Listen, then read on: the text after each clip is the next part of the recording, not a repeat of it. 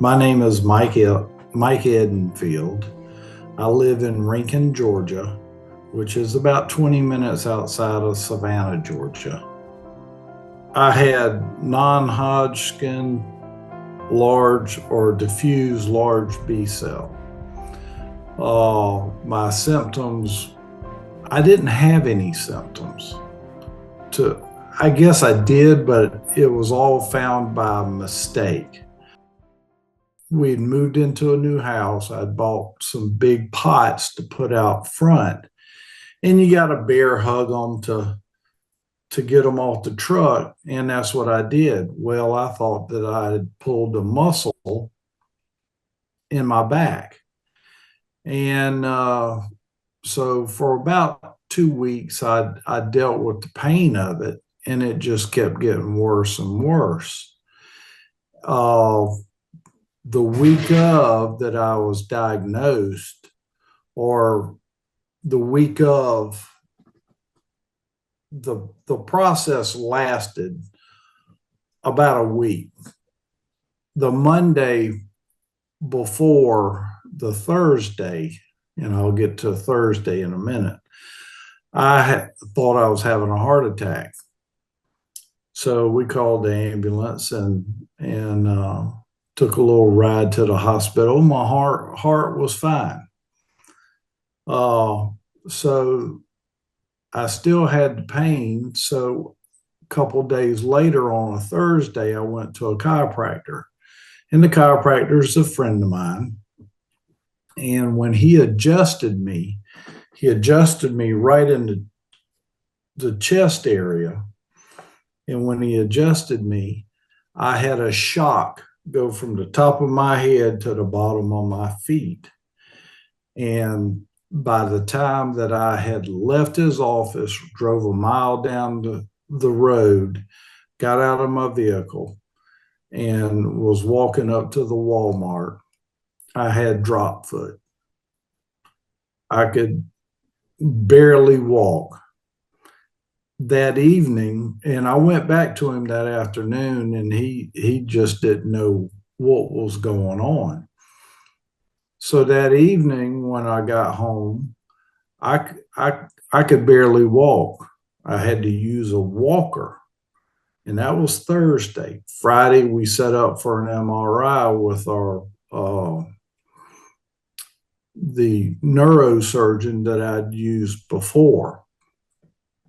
Set up an MRI with him and couldn't do it because I couldn't lay down. So Saturday rolls around, and my wife, she's a cardiac nurse, and she knows a lot of people in the hospitals, and she set up for me to go to the local hospital here in Effingham County, and I had an MRI. Well, in the MRI, and I didn't know it because she did not tell me, but they saw a tumor on my spinal cord. And that's what was causing the problems. That was on Saturday. Monday, I checked into the hospital. Tuesday, I had surgery. That was December the 22nd of 2020. And on December 22nd, let's see, had the surgery, stayed in the hospital overnight. And then we went down to Tybee because we had rented a house down there for Christmas. And went down there, had a lot of pain. The tumor was sent off to, so they could check it to see if it was cancerous. And the surgeon, he already knew. I guess he's done so many surgeries like that. He knew if it was cancerous or not. So a couple days later, we had a meeting with an oncologist, and the treatment, which was R-CHOP. the treatment, he also said that if you're going to have a cancer, that's the most treatable. The cancer was no problem. And I know everybody is different. The cancer was, I never felt the cancer, but I felt the chemo. The chemo was pretty rough. The first treatment was that infamous day in January 6th of 2021 when everything was going on in Washington, D.C.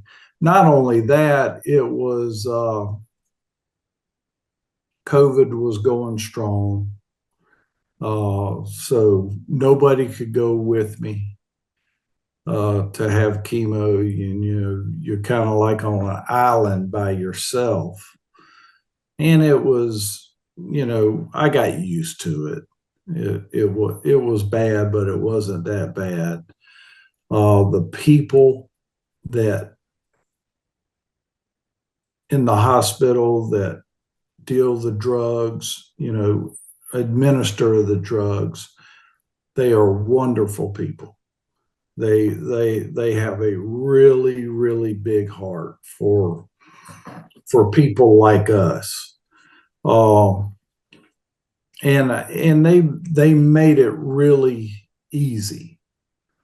Of course, wearing a mask the whole time you're there is no fun, but they made it very easy. So I did that. The first round of chemo of R-CHOP was they say stay hydrated. So I felt when I got home, I felt like I almost drowned myself. I drank so much and it was just a lot. So I kept waiting on the shoe to drop where I would start feeling nausea and all that. Never felt it. And that was a blessing because that everybody that I'd talked to said that was the worst part of it. I think I took, I had 6 rounds of R-CHOP every 3 weeks. I think I took 2 nausea pills the whole time, which was nice. And I know it. I know that chemo affects people differently. You have good days and you have bad days. I continued to work the whole time I was going through chemo. And on days that I did work, sometimes it was a pain, but I felt like I was in a cloud. Go to church with a guy. He said, "You wait till your 3rd round." And it wasn't the 3rd round that kicked my behind. It was the 4th round. And it just wiped me out. A couple of things that helped me during this time is my wife. She's a nurse, and her care and just taking care of me was so nice. It was wonderful. She did a great job, and not only with my wife, but our faith in God that got us through a lot of tough times.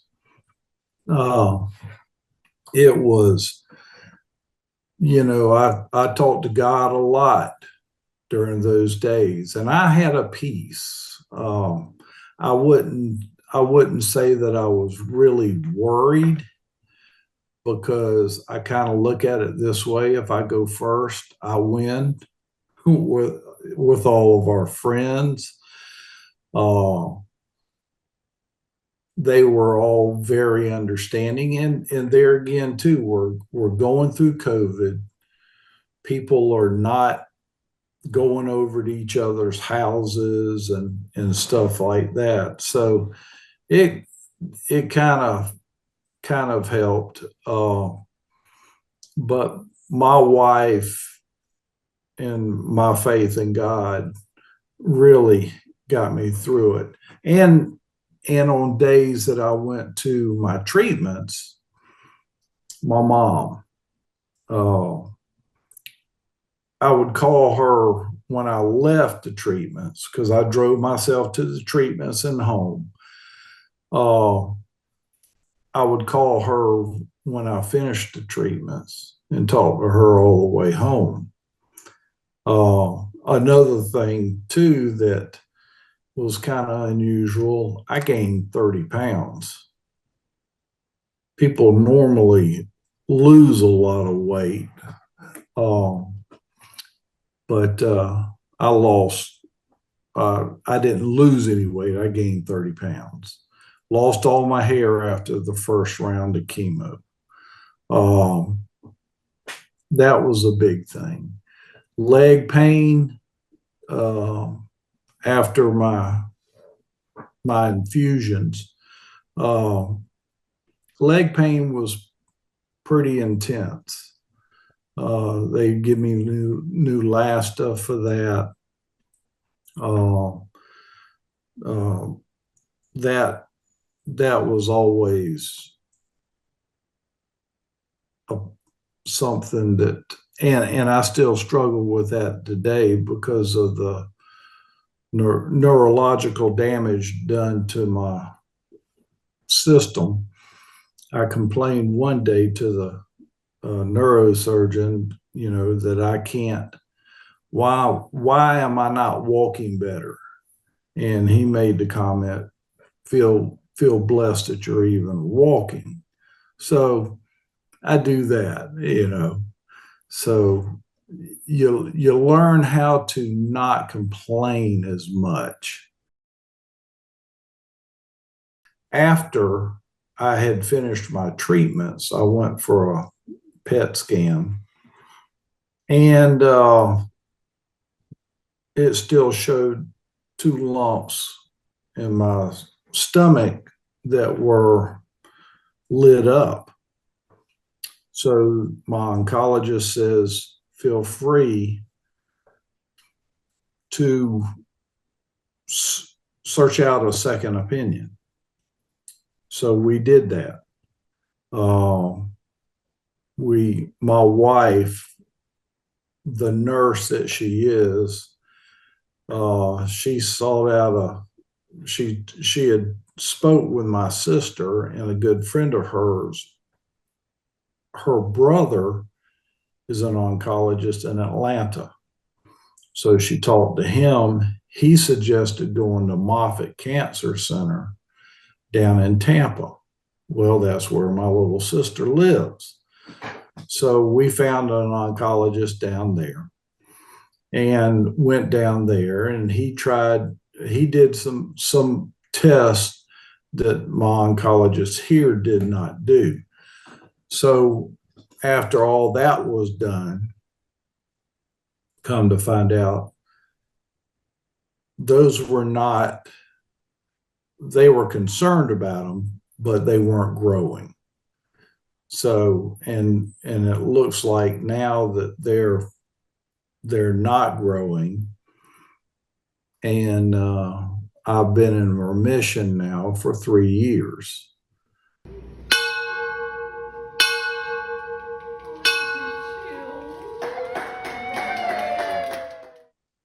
I go every 6 months. I have a checkup every 6 months, and it's it's been an uphill battle. Just trying to, from the tumor that was on my spinal cord, that's the residual effects of what I have. but it's it's it's no fun. You have good days, you got bad days. Uh, my wife and my faith and our church family have just really rose to the rose to the occasion and have really helped me through this whole thing. You know, sometimes people say it takes a village, and it really does. Uh, but I just thank the Lord and I thank my wife for being here with me. Anytime that I was uncomfortable, and it was, you know, a lot of times my back was hurting from the surgery. I've got a 12-inch scar in the middle of my back where they took the tumor out, and she, to make me more comfortable, she rubbed my back, her and the grandkids too. Get a rolling pin and roll it up and down my back, and that always felt good. Still, it still feels good today because you know it's been 3 years, but they had to cut a lot of muscles. Um, but you know, she'd make my pills. She made me something to drink. I didn't have a bell to ring, but she was always there. It's an emotional time. Uh, you know, when you're diagnosed with cancer, uh, it it tugs at your emotions, and so there was many times that we'd sit there and talk about things and